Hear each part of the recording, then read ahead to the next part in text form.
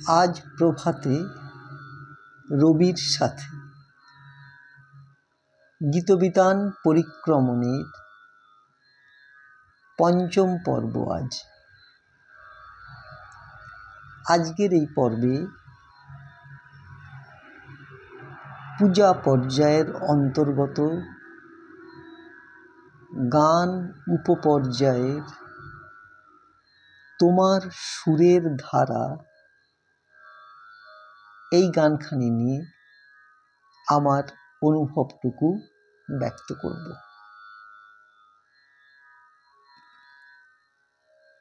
এই গানখানি পূজা পর্যায় এবং সঙ্গে সঙ্গে গান উপপর্যায়েরও তৃতীয় গান। দাদরা তালে নিবদ্ধ বাউল অঙ্গের এই গানখানিকে কবি বাংলা ১৩২৮ সালের কোনো এক ফাল্গুন পূর্ণিমায় রচনা করেছিলেন। স্বরবিতান ১৫তে এই গানখানির স্বরলিপি মুদ্রিত আছে।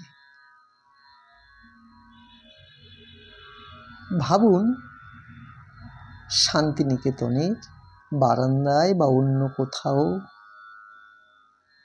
ফাল্গুন পূর্ণিমার সন্ধ্যায় কবি বসে আছেন।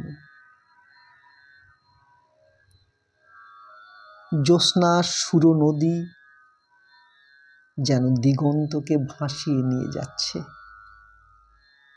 আর তখন কবি লিখছেন, তোমার সুরের ধারা ঝরে যেথায় তারি পারে, দেবে কি গো বাসা আমায় একটি ধারে। আমি শুনব ধ্বনি কানে, আমি ভরব ধ্বনি প্রাণে, সেই ধ্বনিতে চিত্ত বিনায় তাঁর বাঁধিব বারে বারে।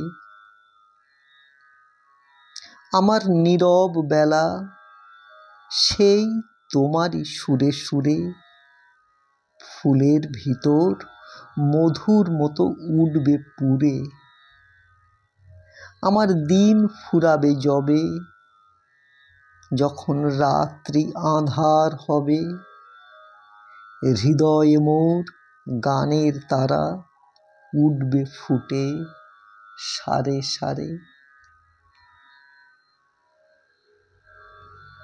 জ্যোৎস্না এখানে প্রতীকী,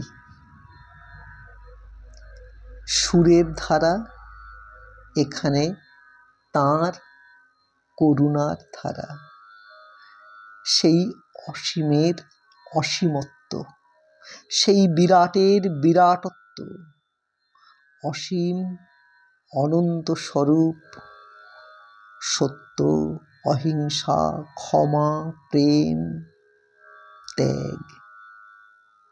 আর ওই সুরের ধারার মধ্যেই, ওই অনন্তের মধ্যেই, ওই সত্য, অহিংসা, ক্ষমা, প্রেম, ত্যাগের মধ্যেই কবি ঠাঁই পেতে চাইছেন। সুর এখানে তাই ব্রহ্ম, সুর এখানে চৈতন্য। কবির উপলব্ধিতে ব্রহ্মের সুরে, চৈতন্যের সুরে বিশ্ব প্রকৃতি যেন জোরে রয়েছে। ফুলের ভিতর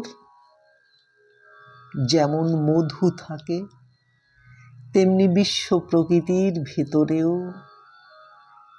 চৈতন্যের সুরকে কবি তার নীরব বেলায়, তার পড়ন্ত বেলায় যেন উপলব্ধি করছেন। কবি তার চিত্ত বীণায় যে বিশ্ব বীণার সুরকে বেঁধেছেন,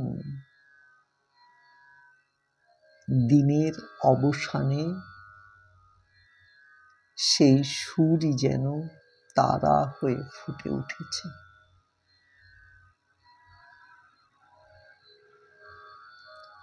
সুরের সঙ্গে সুর মিলিয়ে জীবন চলার শিক্ষাটাই এই গানের তাৎপর্য। ভেবে দেখুন, আমরা যখন আমাদের তানপুরা বা অন্য কোনো যন্ত্র বাজাতে চাই, তার আগে আমাদের নির্দিষ্ট পিচের সঙ্গে ওই যন্ত্রটিকে মিলিয়ে নিতে হয়।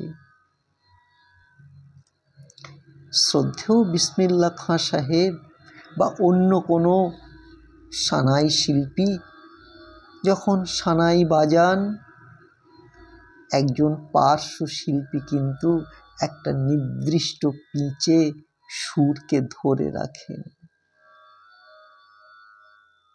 সেই রকমই আমরাও যদি আমাদের জীবন বীণাকে তাঁর অর্থাৎ কবির সেই বড় আমি বা চৈতন্যের বা সেই সত্য, অহিংসা, ক্ষমা, প্রেম, ত্যাগ এদের সুরের ধারার সঙ্গে মিলিয়ে নিয়ে চলতে পারি, তবে আমরাও বড় আমি হয়ে উঠব, আমরাও চৈতন্য হয়ে যাব।